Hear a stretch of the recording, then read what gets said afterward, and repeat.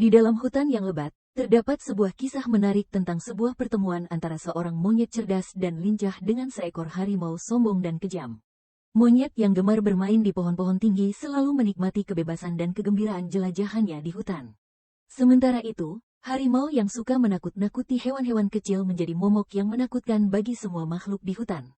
Suatu hari, ketika monyet sedang asyik bermain di pohon kesukaannya, tiba-tiba terdengar suara gemuruh dan pohon besar tumbang menimpa harimau yang sedang melintas. Harimau terjebak di bawah reruntuhan pohon yang besar, tidak bisa bergerak dan meminta pertolongan. Meskipun harimau seringkali berbuat jahat padanya, monyet dengan hati yang penuh belas kasihan memutuskan untuk menolongnya.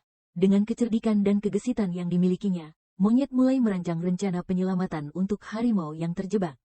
Dengan gesit, monyet memanjat pohon-pohon tinggi untuk mencari tali dan ranting yang dapat digunakan untuk menarik pohon yang menimpa harimau. Dengan ketelitian dan keberanian, monyet berhasil melepaskan harimau dari perangkap pohon yang menimpanya. Saat harimau berhasil terbebas, ia terkejut dan terharu dengan tindakan baik yang dilakukan oleh monyet. Dari sinilah, terjalinlah persahabatan yang tidak terduga antara monyet dan harimau. Harimau belajar untuk tidak lagi berbuat jahat dan sombong, sedangkan monyet belajar tentang kebaikan hati dan belas kasihan. Kisah ini mengajarkan kepada kita semua tentang pentingnya memiliki hati yang penuh belas kasihan dan kebaikan terhadap sesama makhluk hidup.